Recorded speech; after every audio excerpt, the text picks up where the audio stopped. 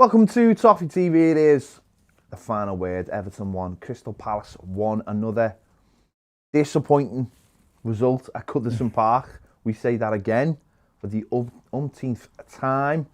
A game Everton really needed to win. A game Everton should have won, Baz, comfortably, and have somehow managed to throw it away and only come away with the points at the end of the game. Yeah, the chances we had, we should have put the game to bed quite comfortably. Palace were always a threat on the break, always. Batshuayi was always a threat. And Ezzy thought he looked good as well. But the chances we had, clear-cut chances we had, we could have and should have put the game to bed long before Palace were putting us under any kind of pressure. And it's another game we're going to look back on it at the end of the season and go, well, if we would have beat them, we could have done this and we could have done that. It's in isolation, them games happen. Yeah. Where you play well, but we probably better than we have been football-wise. Created a lot of chances. And on another night could have won, like 4-1 or something. And we'd be sat here going, great performance, done well. But you can have those games in the season. You'd always have those games in the season where the keeper's actually either brilliant or you miss chances you should take and you go, one of them things. The problem why this result's magnified even more is it's just the latest in a long line of not great results at home, and we can't get any kind of form going at Goodison, no matter what. And it leaves you frustrated. Yeah, in the other games, I suppose we've not made chances, and that's why we've struggled, because we're not making chances. But in this game, we made a lot of chances. I think it was the second highest amount of chances we've made this season at home.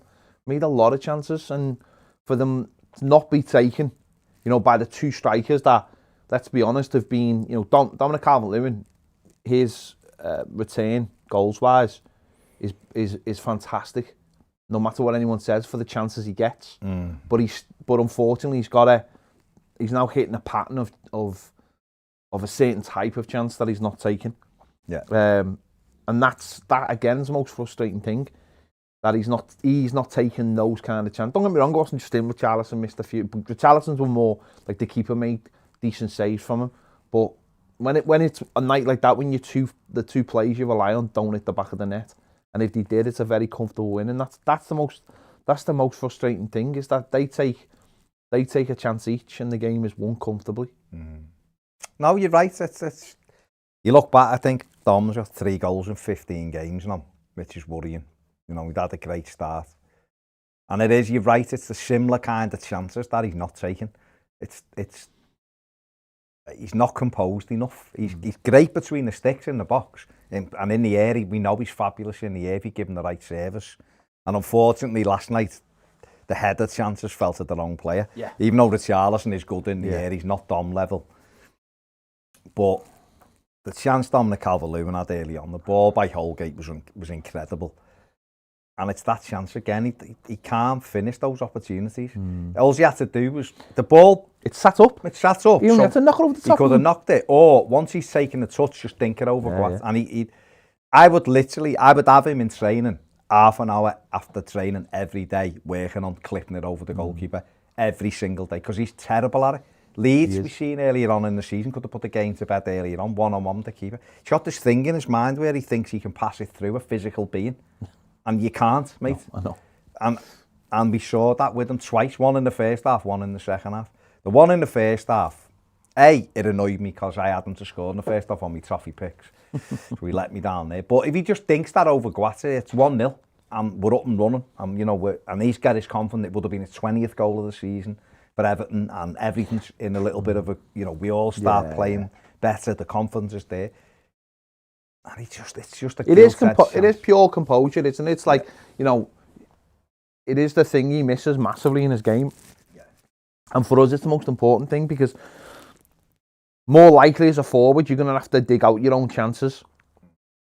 And he makes good runs, and, we know how good he is in the air, but he's, and I'm not trying to shine a spotlight on, the things he does wrong when I know he does things well, and he's been good this season. But if he wants to be what he wants to be, he's got to start taking those chances. And it's finding something that works for you, whatever that is. So the one in the first half, you know, you're right on top of the keeper. Take a step to the right, then go round him. Use that. Use what you've got as a centre. Make him do something. Yeah, do what you can do as a centre forward, and make that your thing. Make that your thing. If you get that chance again, make that you think. Oh, go round the goalkeeper or shift it to the right or whatever you need to do. You know, and I think he's got to get that. Otherwise, he'll always be that player that people talk about as not being quite good enough. You know, because the thing about it is now it is a pattern of those chances. It's not us. You know, we defend him. We like him. We know what he's good at. But you've got to be at least taking half of those chances or some of those chances, especially if they're the only kind of chances. Because with this Everton team, what we've seen is a lot of the time, especially when we haven't got James Rodriguez, is we don't make a lot of chances. And if they're the ones that fall to you, you've got to be able to take them. But they're the game-changing opportunities, aren't they? They're the ones. I watched Newcastle and Spurs on Sunday. It wasn't a great game, but Spurs, Newcastle done all right in the opening 20 minutes or something, 25 minutes, got a goal, and then Kane's just there in the right. I mean, the first goal was fortunate. The lad hit it against him. That's more like a Calvert-Lewin goal. That's all right, yeah, it broke too when he put it in. But the second goal, he just pulls off one touch out of his feet, bang, bottom corner, and it's like, give him half a chance and it's in the net. And I'm not saying Dom's at Kane's level, because he isn't. No, Harry Kane's fantastic. But it's that those strikers take them. You look at Salah across the park, you know, every time he's in, it's that touch and it's the dink over the keeper. You look at people like Aguero, who, yes, please, in the summer, but Sergio Aguero, those kind of moments, they're the moments in the season where it wins you big games. They're the key moments in games. And for Everton, put it this way, if Everton would have had Romelu Lukaku last night, would Everton have won the game with those chances? He'd have got a hat-trick easily, especially given the Charlison's chances. Rom would have got a hat-trick. And that's the difference, isn't it? Is that's what Dom has got to get to, that kind of composure. Now, okay, Romelu Lukaku will never be as good as Calvert-Lewin in the air ever, because he hasn't got that. He's decent in the air, but he's not that level. So what Dom's got to do is be more composed, and that might take extra time. He's never going to be able to pick the ball up, do a step over, go like 1-for-1 like Rom does, and finish it, because he's not that type of forward.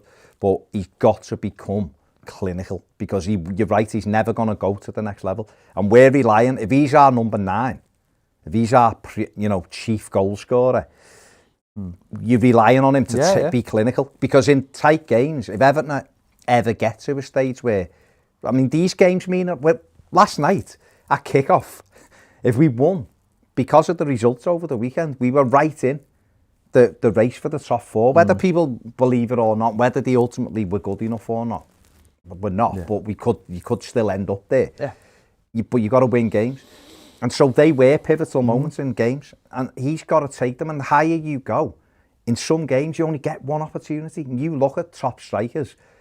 Teams go away and it's 0-0, and then they get that one chance and you win the game and you come away. A chance to finish the game off as well. Or to kill the game, stone dead. And he missed one in the first half and one in the second half last night. And strikers do miss opportunities, they do. Yeah. Said it last week, they don't score every chance they get. Otherwise, unless you're Haaland, virtually don't score every chance you get.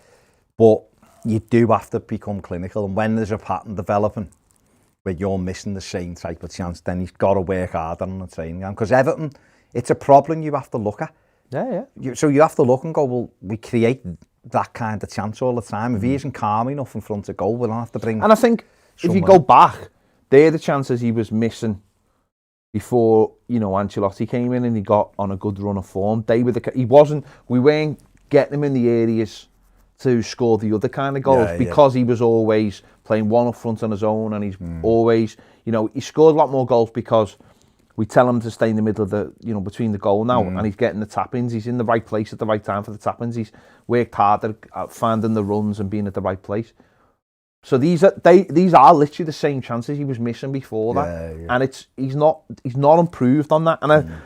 And I suppose when you're talking about composure, you could probably work all day on the training ground and do it 20, 30 times. It's when it comes in a match situation and it really matters. If you haven't got that composure of being a ice cold finisher like the strikers at the highest level are, that's the thing that separates them. There's loads of strikers who who are good, who can take chances, who will get goals. Of course there is, but it's the ones who win you the games again and again and again and again. And that is the difference when you talk people like Harry Kane. They do find the tap-ins, but they also find the ones from outside the box and the big moments. And he's got to get to that point. But at the end of the day, he's not. Even though it seems like it at times, he's not Everton's biggest problem because he's still scored a lot of goals. There's a lot of problems to fix. He's got to improve. At least that's better than having to replace somebody, which we have to do for other positions. But obviously, we started with 3 at the back, the wing backs, with obviously Dean on one side and Coleman on the other side. And I thought in the main, it worked. I thought in the main. Certainly for the attacking point of view, Seamus Coleman had a fantastic game. Mason Holgate looked much better. He looks more comfortable in a 3. I'm not sure Michael Keane looks more comfortable in 3, but he certainly looks more comfortable in 3. Those cross-field balls to Seamus Coleman 3 or 4, were fantastic. And Seamus what he showed was how important it is to have width on both sides of the pitch and willing runners from people who will work hard for you all day. And I thought, in the first half, both halves, Seamus was brilliant and got us in a few times. And again, we didn't really exploit it. Yeah, he had a great game, and he shouldn't have been subbed. And more about that in a bit. Yeah. But he done brilliant. He was one in the first half where he dummies the cross and comes inside and clips it into the Charles, and he's got to score. Yeah. Somehow heads it over. And again, if that had been Dom, we might have been celebrating, we'd have been 1-0 up. But Coleman was a threat he's brilliant, all night, threat, up and down. Obviously a little bit easier to play right wing back because he isn't having to get as deep, but I thought defensively, I thought he handled Eze and Zaha when Zaha went down that side quite comfortably, really, even though they were both they were threats for Crystal Palace. But I thought he played really well, yeah. I thought James was excellent on his return. Showed us all the things that we don't have when he's there.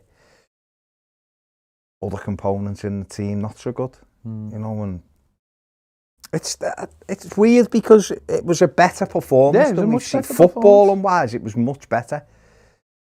I don't know, Crystal Palace tried to play as well, so maybe that was a little bit easier. But I just thought, at home, we've looked cumbersome at times, and we've looked like, we didn't really know what to do. Yeah. We were stuck between, like, are we defensive or what? We didn't but I don't think we looked like that last night. No. So that's a small positive to take. James Rodriguez looked fit, looked free of any kind of anything that been holding him back. He looked like the player we had at the beginning of the season.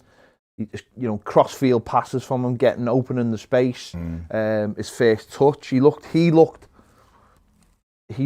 so much better than he did. You could see the difference in just his body. How he could. I mean, he struggled to bend his knee to get that at the beginning, at the start, which was a bit worrying. But he bent it more than Zaha. He was decided not to do it. He really did dictate the way we played. He had the most ball recoveries on the pitch last night. Yeah, he was fantastic. 10 ball recoveries. He was fantastic. And playing in his true position as well really helped them. Yeah. Is that the way to go with him, do you think? Or do you think... What have we all said all season? You've got to have. And I suppose that's what helped last night, having 3 at the back. It's not perfect, but at least... Would you go with that for the rest of the season and just go? I don't know, because we've said this before and then we've tried it and it doesn't necessarily always work. Yeah. I thought if it was Alan and Tom Davis, then I'd probably go for it and go, use to control the midfield, put James Rodriguez in front of you. See, because he worked hard, he won tackles, he was getting involved, he keeps the ball. He's not like, when he's free... Had a few shots as well. When he's free and mobile... He's not like this issue. I think, it's so and if you've got Seamus, and again, maybe because it's one game a week, maybe Seamus might just get... The problem's always been this season, Seamus Coleman, he can't play all those games. Yeah, but maybe if they look at it now and go, right, 9 games left, It's essentially 1 a week, isn't it? Over the space of 7 weeks, I think it is. So we'll have the Villa game, Villa and Sheffield United.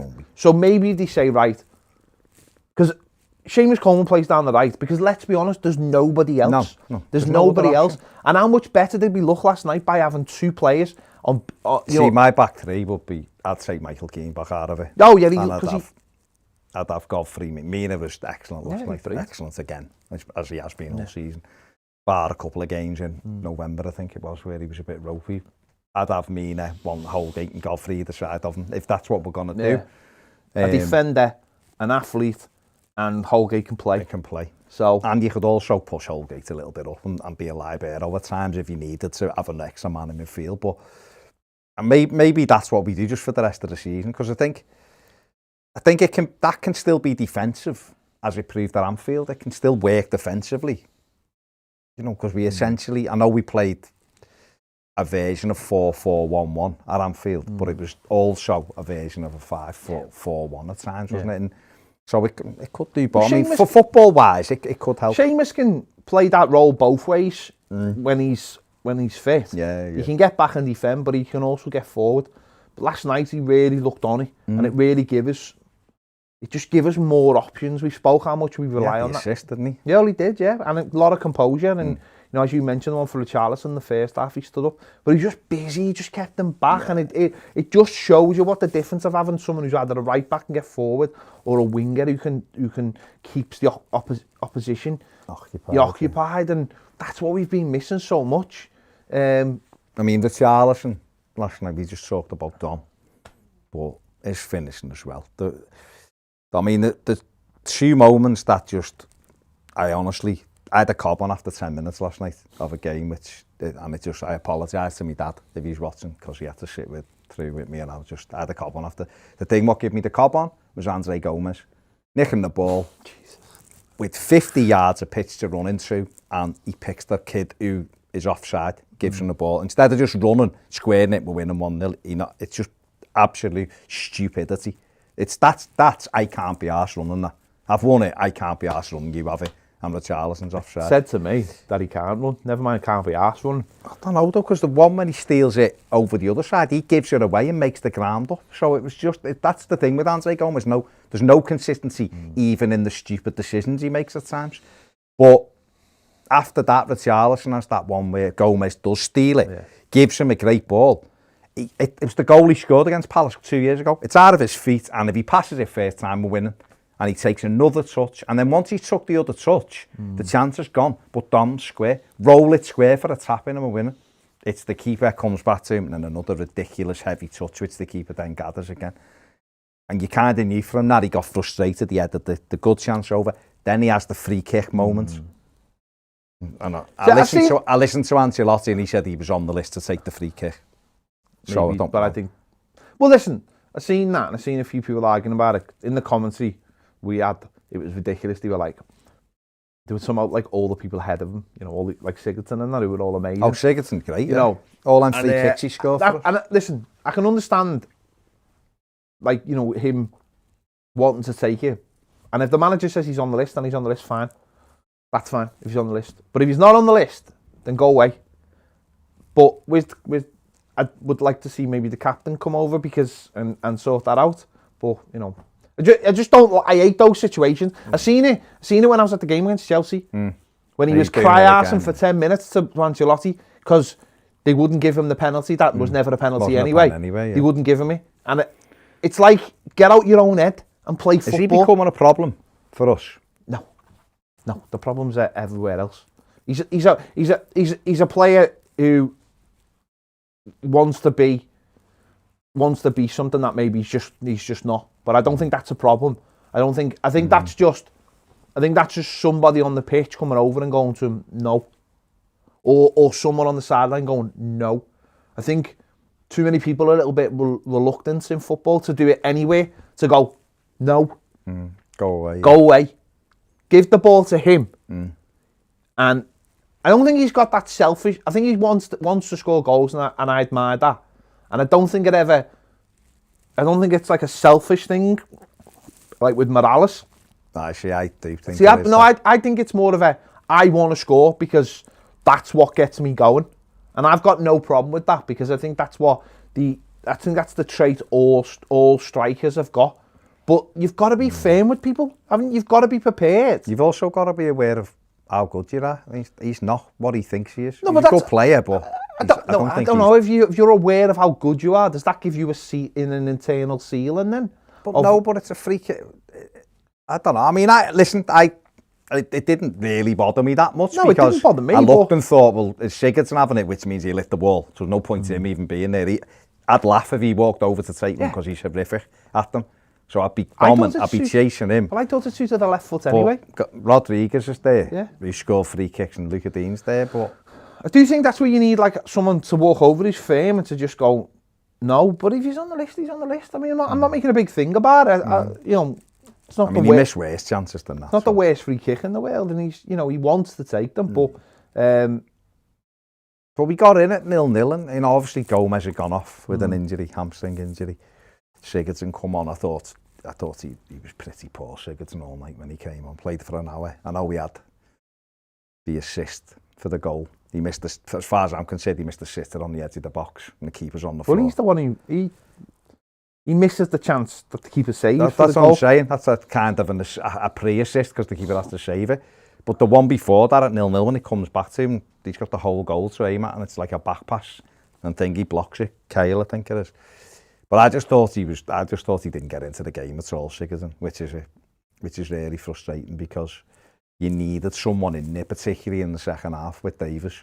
And Davis was all right. He was okay. He worked hard, but he's still, some of his passing's just frustrating at times. It's not the actual passing, because I'm sure his percentage was about 92%. But it's the kind of passes he gives, David. It's like there's better options forward, and it's almost like we all go back into this realm of just do the safe thing. So it's turn and go back and start again. That's lack of quality. It's just lack of quality. It's not really anything else. It's just a lack of quality. If you haven't got the ability to do that, then don't do it. I thought Tom was fine because he was doing his job that I like him to do, just sitting in front. I just think bringing Gylfi on there's no one else though. To replace Andre Gomez is your big problem. Yeah. You're not moving them. You're not really bringing it. It's not like for like. Gylfi Sigurdsson would have come on for James Rodriguez if you're going to make that sub, but he had to come on because there's nobody else, and that's where we are. You look at the bench. You look at your first 11 and think, well, who would you change? And you look at the team and go, well, who can you change? Even when you're making the subs, you look at it and go, there's no real balance to who you're going to make subs, is there? And it is what it is. It is what it is. Although Gomez wasn't playing that well, so it didn't really make a difference. But the game was wide open for us, and the first bit of quality in the second half, obviously, great run by Luca Dean. Great ball by Hammers. He started. Yeah, pulls it in. Sigurdsson, little side footer, keeper makes a weird save. Doesn't really get it away. It's sort of one of them that avoided Dom. Yeah, but luckily enough, Seamus Coleman's got a bit of composure, pulls it back, and James Rodriguez from a nothing angle, really, no one in, right foot as well, and finds the corner, and that should have been lovely back heel by the Charlison in the build up for the goal. You have to. It was a lovely goal. The whole thing was a lovely goal, best move of the game. And it's a great goal by James Rodriguez, and that should have been the catalyst to go on and get, because they just played. They were never in any doubt of being safe because they're a decent side. Hodgson's a good manager. They just come to have a game of footy and were sound. They weren't overly aggressive in the tackles or anything like that. They were just playing a game of footy, and they, like I said, they always carried the threat on the counter. But we got ahead, and it was there then to go on and kill the game. And first goal he scored in the second half for Goodison since Dominic Calvert-Lewin's header against Liverpool in October. So that tells me we're in April. So that tells you how absolutely pathetic we've been at home all season. And of course we carved them open a couple of minutes later with another brilliant move. And Dom, I'll never for the life of me understand why he hit the ball where he did when Guattier had left the whole goal. If he just kicks the ball straight, it's 2-0, it's game over. And he aims for the bit where the goalkeeper, honestly, I'll never understand why. I've watched it about 50 times just to see if it was the only shot he could get away. The whole goal's aim. It's straight. It's game over. When we talk about football, the best footballers talk about, I suppose, having a picture in your head, don't they, before you do the thing you do, and maybe that's part of the problem is that, again, we've spoken about it before, but having that composure to just roll it into a corner, everything slowed down and just put it into a, that's it, just put it down the side of it. It's in. The keeper already kind of moved the whole goal. There's just a big gap for him, and he hits it back where the keeper just. And you do start thinking. Well, I started thinking at that stage we've missed a lot of good chances here, and I hope this doesn't come back to bite us. And for 10 minutes, nothing really happened after that. We were just in control of it. They had a few shots from 25 yards. Ayew had the shot, Ezzy had the shot, but comfortable saves for the keeper. And then he made a couple of changes. Then he brought Schluff on, who was always, he's an attacking player. And then he brought Batshuayi on, who's a forward, and he brought Mathew. So they brought 3 attacking players on. But our substitutions, they were baffling. Absolutely. Yeah, I've got no idea why he took Seamus Coleman off. I just didn't see the point of it at all. Seamus didn't either. Sometimes you make subs, and you think you're making a defensive substitution. So you bring in Godfrey on, and you think, Godfrey will play over there. Godfrey doesn't know that position for a start. Doesn't know that position. No. You're bringing him in cold. Not a right wing back. Bringing him into cold. But also what you're doing is, when you've got Seamus Coleman can play both ways. He's very experienced at defending, knows how to double up. And he's a threat going forward. And as soon as you took him off, you removed that threat going forward. So what you're saying to the player on that side is, right, all you've got to do now is attack. Because you know this fella's not going to take you that way. And that to me was the biggest mistake. It was basically saying, right, we've done this all season, we'll be fine. Whereas it doesn't always work out like that. Be brave. The game is there to be won by 2-3 goals. Go make it 2-0. And okay, they've thrown loads of defensive plays on, but some games I understand that. Offensive. Sometimes I understand that. And we've done it, and we've got through games this season. But a game like that, last night, it was obvious that, not obviously we're going to score, but obvious if you become more defensive, you're going to allow for more chances. Whereas, we had a big chance there. They brought all these attacking players, and the pitch was going to be wide open. We were going to go and get something, and that to me was just mad. Taking Seamus off. We were moving back and back. We took Coleman off, who was being arguably our best, one of the best 2 players on the pitch. Then he took the other best player on, who probably was our man of the match, which was Hammers. He took him off. And so we've just removed the threat that we had. And what we're doing now is we're going to come back another 10 yards so that all your offensive players can play where they want to play, which is in our final third. It just baffled me. Coleman shaking his head when his number went up, as if to say, why are you taking me off? I'm fine. Putting Godfrey on, I actually thought he was going to push Holgate over and put Godfrey in the middle, and he didn't. He put Godfrey on right wing back. But then to take Hammers off and put Gabamon on, was just. Let's just have a look at Hammers' numbers. So 79 minutes, shots on target 1, shots off target 2, and goals 1. Touches. Does that say 68 touches, 93% passing accuracy, 2 key passes, 1 big chance created, 8 out of 9 long balls accurate, and he completed 2 out of 3 crosses. Number one, what that's saying is, if you give him the ball, it's safe. It's safe. Yeah. It's safe. It was safe all day, safe as ours, right? So that's one thing. So he's an out ball, not a traditional out ball, as in put over the top, but he's an out ball as in.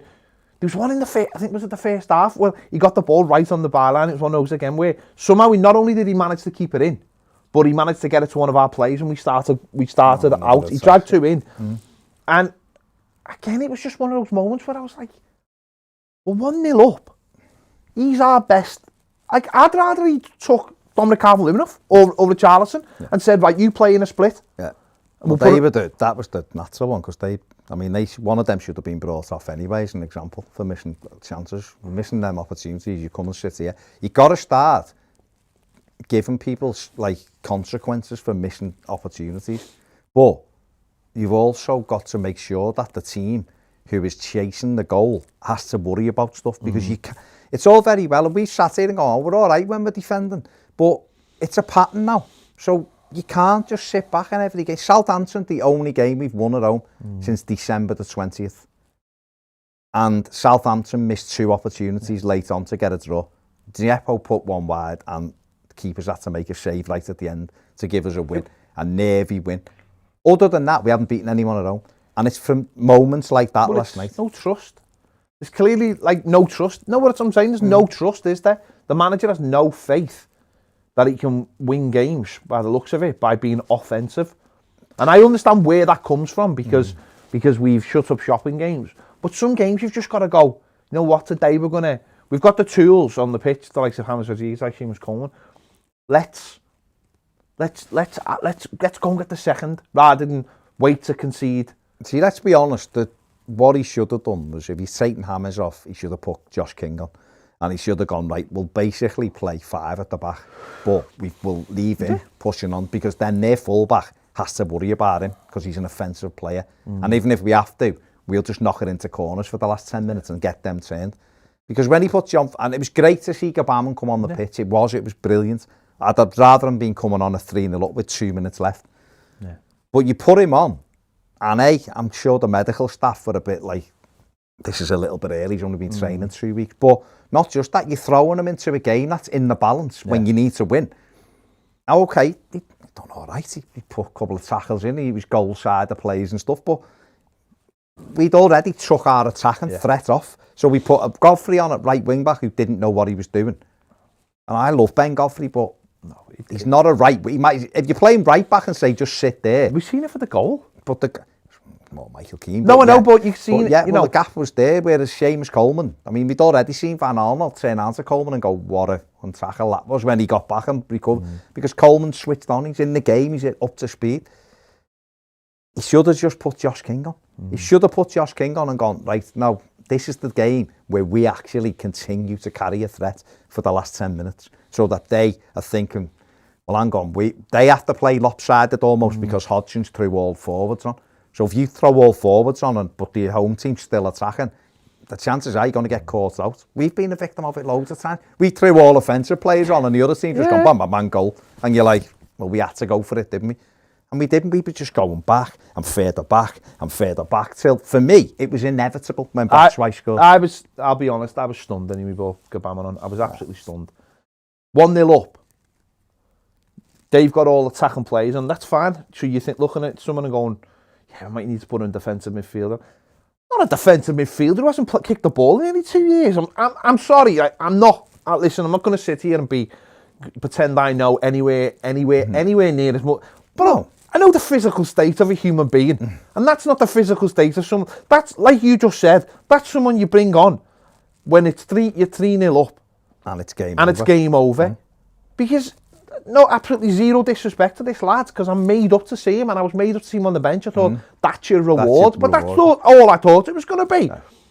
And it just reminded me, and I said this yesterday, it just reminded me, yes, against West Ham. It really did. It reminded me of that thing of, we've got an opportunity. And it was like, there's a time and a place, mate. There's really a time and a place for this. And you know what? It's not now.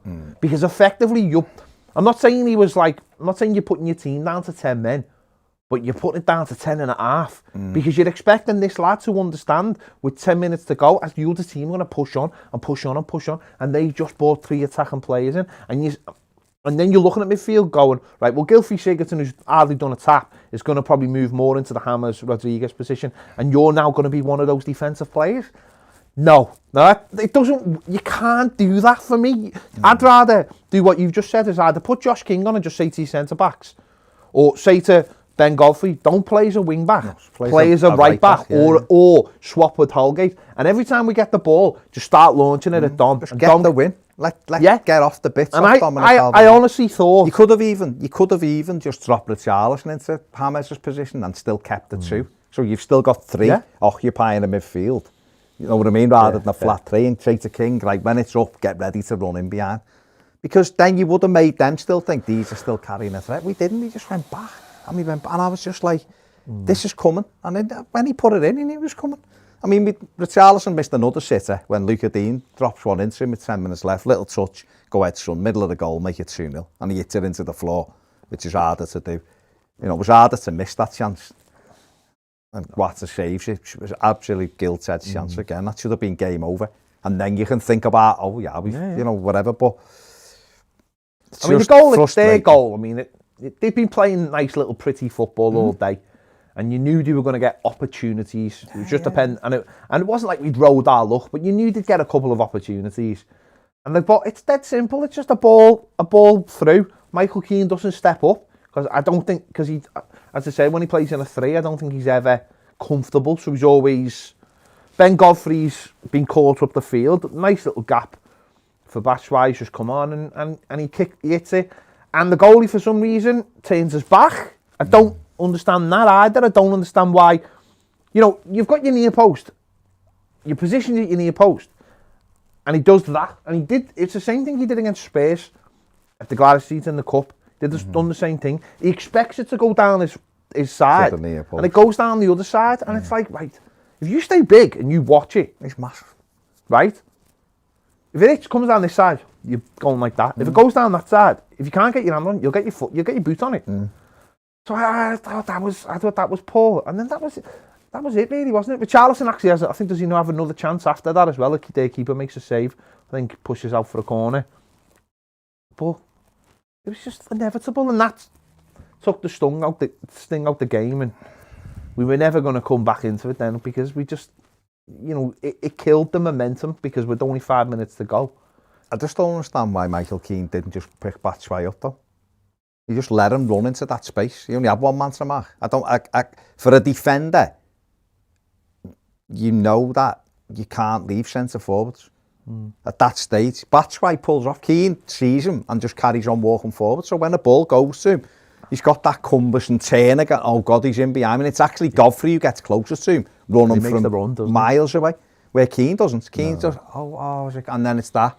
And it's like, no mate, you know, if you'd have just marked him, he wouldn't have scored. I think. Well, I don't. Maybe this is. I know people talk about Keane for England, but this is probably the reason why Keane doesn't play for England, because they play 3, and I don't think he's very comfortable in a 3 because he's an old-fashioned. He'd probably have to be in the middle of the 3. He's an old-fashioned traditional centre back who wants to who knows what his job is next to someone else, and I think the minute you put him in a 3, it all becomes a bit like, where do I go? I think we've seen this before with him. It just annoys me that he's a defender and he doesn't. You've got one job there. He's got a centre forward who's within his area. Go and just mark him, so that if it goes to him, you can put a tackle in. He's out the game. And you're right, the keeper, for some reason, dives outside of his goal. So if he gets that wrong, Batshuayi, the keeper's saving it from hitting the advertising hoardings. Because I'll never understand why goalkeepers dive past the post and that's the goal, all exposed. Goes under his feet. Batshuayi doesn't even hit it cleanly. It's into the floor. So if he goes the other way, he's got to save. He turns his back. Just turns he his back. Should be can't see it. On the post, ready to dive and make yourself big. But Keane should have cut it off. But at the end of the day, it's the chances that we've missed that have cost the game. That's why we haven't won the game. We've made a mistake and they've scored from it, but we have took the chance. I just think in a game like that as well, though, you've just got to, you look at the way the game's going and you look how many chances you've getting, and you're thinking, we'll keep getting chances if we keep being offensive. Yeah. And I just thought it was so early when how long was left when we took James Coleman off? There was 15 minutes left, wasn't there, surely? More? More than that, yeah, because then he left at a few minutes and then took Hammers. So there's more than 15 minutes 20 to go. with injury and basically time. What you're saying is, right, from this point on, we're going defensive. Like, why? The games, these are not asked. These are us last year. They expected us to get a second goal rather than them getting an equal. They were just playing a game of foot. Yeah. We saw it with us last year when, like you said, after lock, when that Spurs game ended and we knew we weren't getting Europe. Our players didn't care. It was just have a game of footy and see what happens. These are the games that you've got to win. These are the games where they present themselves to you, and you're like, right, we've got a boss opportunity here, because we know if we get 1-0 up, these will all go, I can't be asked. They'll keep playing nice, pretty football, but once it goes 2-0, the game will be over because they've got nothing to put. We've seen last year when we went places like Wolves. These are the games you've got to win. that because they did carry a threat on the break. Like. No, they did. But what I mean by that is the like, intensity isn't there. There's no, yeah, there's no. If they'd gone, they know they're not getting Europe, and they know they're not in any danger. If they'd gone 2-0 behind, then it's gone. Once they put it this way, once they put all those attacking players on, they weren't going to all go running back and plug up the gaps. So we sort of, you have to read the game and go, right, we keep going at these, we'll get opportunities. And we didn't. 15 minutes ago, right, we're going to defend the 1-0 lead. No, come on. You'd be furious if you were Josh King, wouldn't you?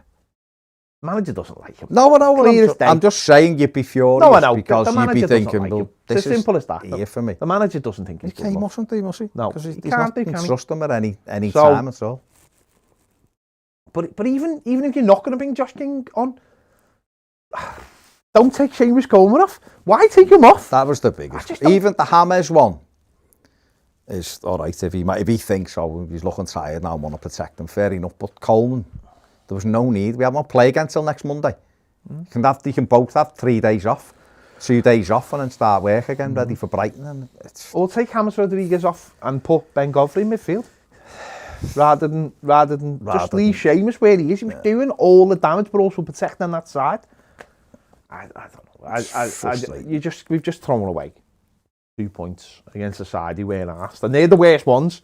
When it's like if you're throwing a point away against a team that are like a rival or something who've got something in it, but when you're playing a team who couldn't care less, you can tell that. Well, they were just there for a game of footy, which is fine. They knocked it around nicely. They carried the threat, like I said, but the intensity wasn't there from them because you're right. They're safe, aren't they? There's nothing. Get 40-odd points. They're not really that bothered. They're sound, aren't they? Whereas for us. But let's just have a look at the stats from the game. 15 shots, 7 on target, big chances 6. I mean, he's lost the possession. Missed all 6 of the big chances. Yeah. 459. They had more passes than us. Well, they did because I think the last 15 minutes they just used the ball better. Yeah. They had 13 attempts, didn't he? 6 on target. But we had 6 big chances. The XG had it down as 3-0 to Everton, which is the quality of chances Everton missed. So, yeah, I mean, that's the story of it. It's frustrating. Their keeper was probably man of the match overall. But is that a positive, though, going into some big games coming up that if we can make chances? I know, listen, it wasn't their day today, yesterday for those strikers, but at least if you're making the chances, that's better than what we had been doing, where we're getting like the odd chance a game more than, you know. Yeah, it was a better performance. Is that worse because they weren't as motivated? I don't know. You can only play against what's in front of you, can't you? And they certainly looked like they wanted to score goals. I don't think they were pulling out of tackles so I get, if you're looking for, as much as I couldn't see any positives last night and I couldn't this morning when I woke up, if you're looking for a positive, then maybe that's it, is that we played some better football, and maybe, just maybe, that might be the formation to carry on with till the end of the season and just see how many points we can amass. The mad thing is, even though it's looking slimmer and slimmer and slimmer, European football is still there. It's still, if Everton were to win, I don't know how they would win 5 games out of the last 9, but if Everton were to win 5-6 games out of 9, which is a big ask, I understand that. But if they were, or certainly 5 of them, and pick up a draw or 2, they probably would get into Europe because it would involve beating those teams around us. But you go through, like I just said before, the first win, 1 win at home since December, the first goal in the second half since October at home, and it's April. These stats are the reason why Everton, if Everton had won 3 or 4 more home games when in the games they should have, we'd be saying we're in the Champions League with still loads of games left, because the points we should have, we should be second really. If given games we've lost, I know you can never say that because we've won some games we probably shouldn't have done, but that's how a lot of Blues will look at it and go, oh my God, look at Fulham and look at Newcastle and look at West Ham and Leeds and Burnley and Palace, and all of them didn't win any of the games. So that's where the frustration is born out of. But you're as good as what your results are, and Everton, sadly Everton aren't really good enough. So that's the way it is. Work to be done in the summer, that's for sure. work to be done with the players we've already got, clearly. But I'm just hoping if we can keep James fresh. If we can get him fit as well. I mean, he's fizzy. You've seen his physical aspects of him when he came on the pitch. He'll be a huge help. He fits the profile, doesn't he? He's big and strong. He's mobile. He fits the profile. And hopefully for him, he's injury free now because he's had some terrible. But I think the manager said he will give him every opportunity he can to get him on the pitch now. I don't know what that means in terms of whether he'll get a chance to start any games. I'm sure he will come May. I'm sure the last month, if everything goes along and he's training regularly and he looks fit, I'm sure they'll give him a few games in May, and then hopefully he can go away in the summer, get himself ready and come back for pre-season, and he'll be a big help because we don't have too many like that. But last night showed probably more than ever the need for directness from a right wing back position or a right winger, pace, and it's probably showed we need another centre midfield player, and it's probably showed we need another striker. So, food for thought, but yeah, still disappointing. No, it is frustrating, and it is very disappointing, especially when you see other teams somehow be able to just do what they want. I mean, I watched Wolves from West Ham, and West Ham got battered and yet won the game, and it's like, we could never do that. We could never go and get destroyed somewhere and win the game. Score 3 goals on the break. Jesse Lingard was magnificent. But that's footy, isn't it? What can you do? That is it. There you go. Let us know your thoughts in the comments about this one. How frustrated are you with this game? Ellie, listen, if there's anything, at least we got through the weekend and it happened on a Monday. At least it didn't ruin our weekend. Next weekend won't be ruined either. No. The Monday might, but next weekend won't. So let us know your thoughts in the comments on this one. What do you think needs to happen? Who needs to improve? Should he have brought Jean-Philippe Gbamin on? Let us know your thoughts in the comments. Make sure to give this video a like. Subscribe if you haven't already. If you want more great videos, including this one live with an extra bit after you go away. Join us on Patreon. The link is on the screen now. Thank you for watching. See you later.